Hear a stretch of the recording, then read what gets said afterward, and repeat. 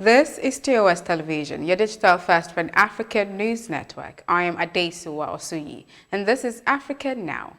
Yasir Abbas, Sudanese irrigation minister, has threatened that his country could take Ethiopia to international arbitration to resolve their differences if the latter goes ahead with plans to fill the mega dam on the Blue Nile without first reaching a deal with Sudan and Egypt. In a series of Twitter posts on Friday, Abbas also mentioned that Ethiopia had rejected an invitation for a three-way summit to discuss stalled negotiations over the Grand Ethiopian Renaissance Dam, GERD. He stated further that the African Union did not perform its leadership role but were only observers, he said, adding that 9 months have been wasted in futile negotiations and Sudan will not accept to waste any more time. He concluded the series of tweets by saying wars between the three countries as a result of the GERD issue is not expected. United States diplomat Jeffrey Feltman was on Friday named a special envoy for the Horn of Africa, a move by Washington to step up diplomatic efforts in Ethiopia's Tigray region, battling humanitarian crisis. U.S. Secretary of State Antony Blinken, in a statement, said Feltman is also to lead international efforts to address tensions between Ethiopia and Sudan and around the Grand Ethiopian Renaissance Dam. After serving in senior roles at the State Department, Feltman was United Nations Political Affairs Chief from 2012 to 2018. He visited North Korea in 2017, the highest-level UN official to visit since 2011. Before working at the United Nations, he was Assistant Secretary of State for Near Eastern Affairs during the Obama administration and before that served as UN Ambassador to Lebanon, head of the Coalition Provisional Authorities Office in the Erbil province of Iraq, and as a senior official at the U.S. Consulate General in Jerusalem. An Air Force of Zimbabwe helicopter crashed into a house on Friday, killing 3 crew members and a child, the Air Force said in a statement. The helicopter was on a training mission with 2 pilots and a technician when it disappeared on the radar. Zimbabwe's Air Force complains that its helicopters and fighter jets were old, but they have not been able to buy new ones due to sanctions by Western countries.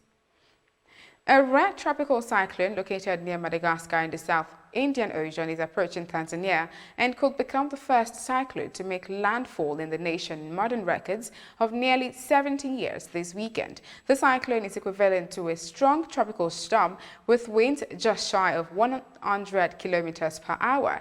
Meteorological authorities in Tanzania are warning that the huge cyclone could impact as far inland as Lake Victoria. People in low-lying areas have been asked to move to higher ground. Fishermen have been advised to take extra care, and diplomatic missions have issued warnings to their citizens. It is expected to hit right across from Tara in the south all the way to the island of Zanzibar. The same cyclone hits the Seychelles on the Indian Ocean on Thursday. The Red Cross Society in Kenya has warned that more than 1.4 million people who are already facing drought may be adversely affected if there are no adequate rains for the next 3 months. Kenya Red Cross Director General Dr. Asha Mohammed warned that failure to support the affected persons early enough in the coming season could be extremely hard for them, especially children, whose nutritional conditions could worsen. The condition is expected to affect household, food stocks and income earning opportunities and declining livestock condition, thus limiting food and income access. This is TOS Television Network, your digital first Pan-African news network. You're watching Africa Now. Stories on health, business and sports after the break. Do stay tuned.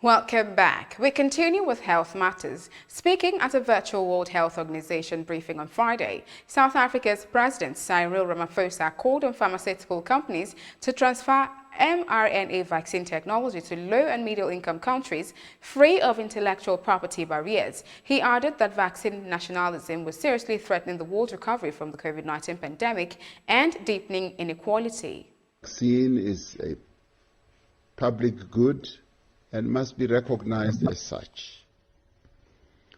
To overcome challenges with access, low and medium income countries must be supported.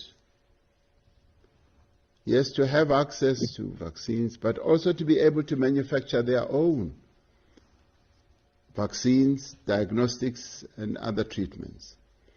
As a continent, Africa has embarked on an ambitious drive to work towards the development of pharmaceutical manufacturing capacity so that it can supply the continent's people with the vaccines and other medical supplies they need. A dispute between the United States Aid Agency and the Kenyan government has led to a shortage of antiretroviral drugs, putting the lives of Kenyans living with HIV in danger. The delayed release of the drugs shipped to Kenya late last year occurred after the government slapped an $847,902 tax on the donation. The Kenya Medical Supplies Authority has given the assurance of the drugs being available for 1.4 million persons within the next few days that is expected to cover 2 months. The U.S. is by far the largest donor for Kenya's HIV response.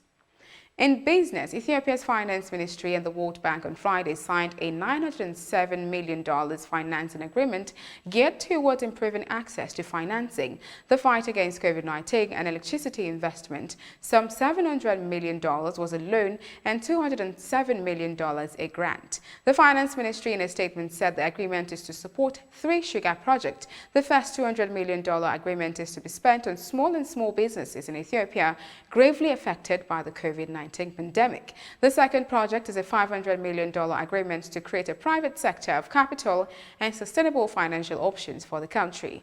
The last deal of $207 million is the financial support to reduce the risk of the COVID-19 invasion in Ethiopia, the statement said.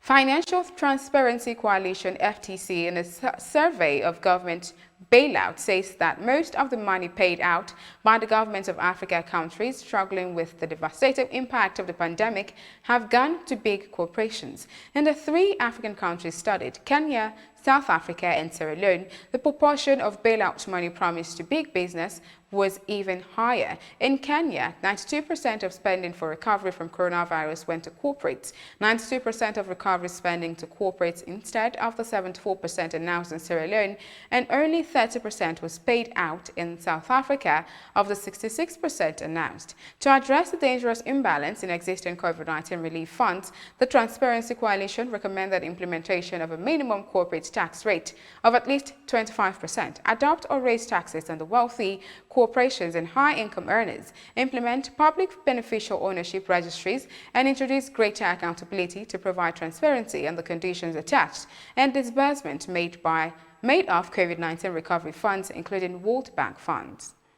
And in sports Minister Nathi Tethwa has stripped Cricket South Africa, both the men's and women's teams in international matches, of its right to administer the sports in the country. In a letter, Tethwa said he had decided to invoke his powers by defunding and derecognizing the team. The team has been given until Tuesday afternoon to resolve its ongoing leadership squabbles. Failure to do so risks being banned, losing government funding, official recognition worldwide, and national status. The current problems stem from efforts to change the structure of CSA, making sure that the majority of board members are not from the provincial unions in the country. Stavros Nicolaou, chairman of the Interim Board of Cricket South Africa, confirmed in a statement on Friday that the board had received correspondence from Tethwa.